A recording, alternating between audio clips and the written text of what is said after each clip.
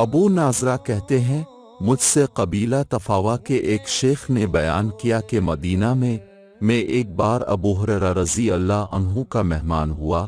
میں نے صحابہ کرام رضی اللہ عنہم میں کسی کو بھی مہمانوں کے معاملے میں ان سے زیادہ چاق و چوبند اور ان کی خاطر مدد کرنے والا نہیں دیکھا۔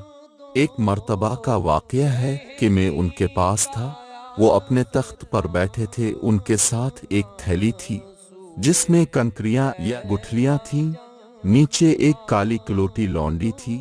اب رضی اللہ عنہ ان کنکریوں پر تسبیح پڑھ رہے تھے، جب پڑھتے پڑھتے تھیلی ختم ہو جاتی تو انہیں لونڈی کی طرف ڈال دیتے اور وہ انہیں دوبارہ تھیلی میں بھر کر دیتی۔ ابو ہریرہ رضی اللہ عنہ کہنے لگے، کیا میں تمہیں رسول اللہ صلی اللہ علیہ وسلم کے ساتھ اپنا ایک واقعہ نہ بتاؤں؟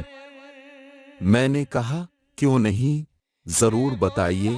انہوں نے کہا میں مسجد میں تھا اور بخار میں مبتلا تھا کہ رسول اللہ صلی اللہ علیہ وسلم تشریف لائے، یہاں تک کہ مسجد میں داخل ہوئے اور کہنے لگے کسی نے دوسری جوان ابو ہریرہ کو دیکھا ہے؟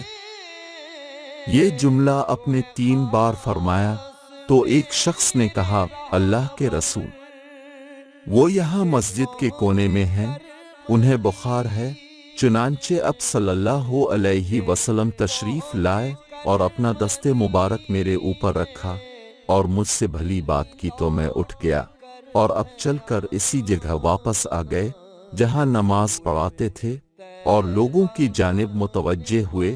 اب صلی اللہ علیہ وسلم کے ساتھ 2 صف مردوں اور 1 صف عورتوں کی تھی، یا 2 صف عورتوں کی اور 1 صف مردوں کی تھی۔ اب صلی اللہ علیہ وسلم نے فرمایا اگر نماز میں شیطان مجھے کچھ بھولا دے تو مرد سبحان اللہ کہیں اور عورتیں تالی بجائیں۔ رسول اللہ صلی اللہ علیہ وسلم نے نماز پڑھائی اور نماز میں کوئی چیز بھولے نہیں اور فرمایا اپنی جگہوں پر بیٹھے رہو، اپنی جگہوں پر بیٹھے رہو۔ پھر اب صلی اللہ علیہ وسلم نے اللہ تعالیٰ کی حمد و ثنا بیان کی، پھر اما بعد کہا اور پہلے مردوں کی جانب متوجہ ہوئے اور فرمایا کیا تم میں کوئی ایسا ہے جو اپنی بیوی کے پاس آ کر دروازہ بند کر لیتا ہے اور پردہ ڈال لیتا ہے اور اللہ کے پردے میں چھپ جاتا ہے؟ لوگوں نے جواب دیا ہاں۔ پھر اب صلی اللہ علیہ وسلم نے فرمایا اس کے بعد وہ لوگوں میں بیٹھتا ہے اور کہتا ہے میں نے ایسا کیا، میں نے ایسا کیا۔ یہ سن کر لوگ خاموش رہے۔ مردوں کے بعد اب صلی اللہ علیہ وسلم عورتوں کی جانب متوجہ ہوئے اور ان سے بھی پوچھا کہ کیا کوئی تم میں ایسی ہے جو ایسی باتیں کرتی ہے؟ تو وہ بھی خاموش رہیں، لیکن ایک نوجوان عورت اپنے ایک گھٹنے کے بھل کھڑی ہو کر اونچی ہو گئی تاکہ اب صلی اللہ علیہ وسلم اسے دیکھ سکیں اور اس کی باتیں سن سکیں۔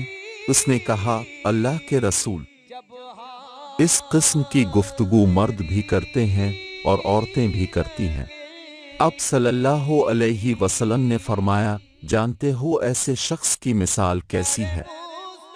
پھر خود ہی فرمایا اس کی مثال اس شیطان عورت کی سی ہے جو گلی میں کسی شیطان مرد سے ملے اور اس سے اپنی خواہش پوری کرے اور لوگ اسے دیکھ رہے ہیں۔ خبردار، مردوں کی خوشبو وہ ہے جس کی بو ظاہر ہو رنگ ظاہر نہ ہو، اور خبردار، عورتوں کی خوشبو وہ ہے جس کا رنگ ظاہر ہو بو ظاہر نہ ہو۔ ابو داؤد کہتے ہیں مجھے موسیٰ اور مومل کے یہ الفاظ یاد ہیں۔ اب صلی اللہ علیہ وسلم نے فرمایا خبردار، کوئی مرد کسی مرد اور کوئی عورت کسی عورت کے ساتھ ایک بستر میں نہ لیٹے مگر اپنے باپ یا بیٹے کے ساتھ لیٹا جا سکتا ہے۔